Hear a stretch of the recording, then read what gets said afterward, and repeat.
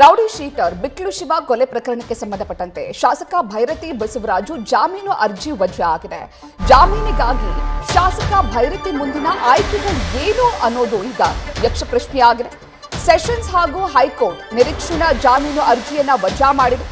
High court ವಿಭಾಗೀಯ ಪೀಠಕ್ಕೆ ಭೈರತಿ ಬಸವರಾಜುರವರು ಅರ್ಜಿಯನ್ನ ಸಲ್ಲಿಸಬಹುದಾಗಿದೆ ಅಥವಾ ನೇರವಾಗಿ ಸುಪ್ರೀಂ ಕೋರ್ಟ್ಗೂ ಕೂಡ ಅರ್ಜಿಯನ್ನ ಸಲ್ಲಿಸಬಹುದಾಗಿದೆ. ಆದ್ರೆ ಸುಪ್ರೀಂ ಕೋರ್ಟ್ನಲ್ಲಿ ಏನಾದ್ರೂ ಅರ್ಜಿ ರಿಜೆಕ್ಟ್ ಆದ್ರೆ ಮುಂದಿನ 6 ತಿಂಗಳು ಅವರು ಅರ್ಜಿಯನ್ನ ಸಲ್ಲಿಸುವಂತಿಲ್ಲ.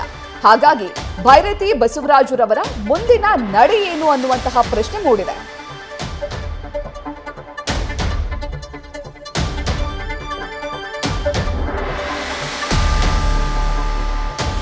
ಇವಾಗ ಹೆಚ್ಚಿನ ಮಾಹಿತಿಯನ್ನ ನೀಡ್ತಾರೆ ನಮ್ಮ ಪ್ರತಿನಿಧಿ ಸಂದೇಶ್. ಈಗಾಗಲೇ ಭೈರತಿ ಬಸವರಾಜು ಅವರ ಜಾಮೀನು ಅರ್ಜಿ ವಜಾ ಆಗಿದೆ.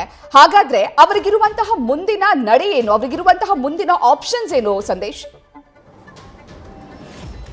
ಪ್ರತೀಕ್ಷೆ, ಈಗ ಸದ್ಯ ಹೈಕೋರ್ಟ್ನ ಏಕಸದಸ್ಯ ಪೀಠದಲ್ಲಿ ಭೈರತಿ ಬಸವರಾಜ್ ಅವರ ಒಂದು ಜಾಮೀನು ಅರ್ಜಿ ವಜಾ ಆಗಿರೋದ್ರಿಂದ ಈಗ ಸದ್ಯ ಮುಂದಿನ ಹಂತದಲ್ಲಿ ಅವ್ರಿಗಿರುವಂಥ ಆಯ್ಕೆಗಳು ಏನು ಅನ್ನೋದನ್ನು ನೋಡೋದಾದ್ರೆ ಈಗಾಗಲೇ ಆಲ್ಮೋಸ್ಟ್ ಅವರು ವಿಭಾಗೀಯ ಪೀಠಕ್ಕೆ ಪುನರ್ ಪರಿಶೀಲನಾ ಅರ್ಜಿಯನ್ನು ಸಲ್ಲಿಸೋದಕ್ಕೆ ಈಗಾಗಲೇ ಮುಂದಾಗಿರುವಂಥದ್ದು. ಜೊತೆಗೆ ಇಫ್ ಸಪೋಸ್ ಅಂದರೆ ಅವ್ರಿಗಿರುವಂಥ ಆಯ್ಕೆಗಳನ್ನು ನಾವು ನೋಡೋದಾದ್ರೆ ಇಲ್ಲಿ ಹೈಕೋರ್ಟ್ ವಿಭಾಗೀಯ ಪೀಠದಲ್ಲಿ ಪುನರ್ ಪರಿಶೀಲನಾ ಅರ್ಜಿಯನ್ನು ಕೂಡ ಸಲ್ಲಿಕೆ ಮಾಡ್ಬೋದು ಅಥವಾ ನೇರವಾಗಿ ಸುಪ್ರೀಂ ಕೋರ್ಟ್ಗೆ ಹೋಗಿ ಅಲ್ಲಿ ಹೈಕೋರ್ಟ್ನ ಒಂದು ಆದೇಶವನ್ನು ಪ್ರಶ್ನಿಸಿ ಅರ್ಜಿಯನ್ನು ಸಲ್ಲಿಸಬಹುದು. ಆದರೆ ಒಂದು ವೇಳೆ ಏನಾದರೂ ಸುಪ್ರೀಂ ಕೋರ್ಟ್ನಲ್ಲಿ ಈ ಅರ್ಜಿ ವಜಾ ಆದರೆ 6 ತಿಂಗಳು ಮತ್ತೆ ಅವರು ನಿರೀಕ್ಷಣಾ ಜಾಮೀನಿನ ಅರ್ಜಿಯನ್ನು ಸಲ್ಲಿಸೋದಕ್ಕಾಗೋದಿಲ್ಲ. ಹಾಗಾಗಿ ಈಗ ಸದ್ಯ ಅವರ ಮುಂದಿರುವಂತಹ ಮೊದಲ ಆಯ್ಕೆ ಅಂದ್ರೆ ಹೈಕೋರ್ಟ್ನ ವಿಭಾಗೀಯ ಪೀಠಕ್ಕೆ ತೆರಳಿ ಅಥವಾ ವಿಭಾಗೀಯ ಪೀಠಕ್ಕೆ ಒಂದು ಪುನರ್ ಪರಿಶೀಲನಾ ಅರ್ಜಿಯನ್ನು ಸಲ್ಲಿಕೆ ಮಾಡಿ ಆ ಒಂದು ಅರ್ಜಿ ವಿಚಾರಣೆಯನ್ನು ನಡೆಸಬೇಕಾಗುತ್ತೆ. ಈಗಾಗಲೇ ಒಂದು ಕಡೆ ಈ ಒಂದು ಲೀಗಲ್ ಫೈಟ್ ಅಥವಾ ಕಾನೂನಾತ್ಮಕವಾಗಿ ಏನು ಮಾಡಬೇಕು ಅನ್ನೋದನ್ನ ಭೈರತಿ ಬಸವರಾಜ್ ಅವರು ಈಗಾಗಲೇ ಸಾಕಷ್ಟು ಜನ ವಕೀಲರ ಜೊತೆ ಕೂಡ ಚರ್ಚೆಯನ್ನು ಮಾಡ್ತಾ ಇದ್ದಾರೆ. ಮತ್ತೊಂದು ಕಡೆ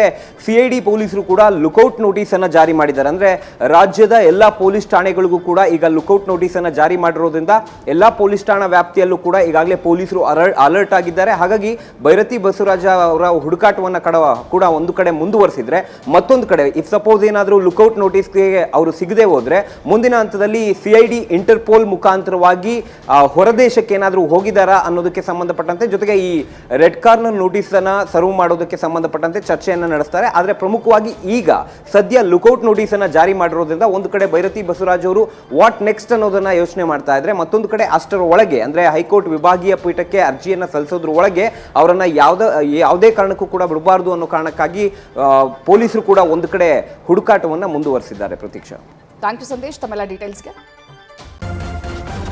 ನ್ಯೂಸ್ ಫಸ್ಟ್ ನಿರ್ಭೀತಿಯಿಂದ ನಿಮ್ಮ ಪರವಾಗಿ.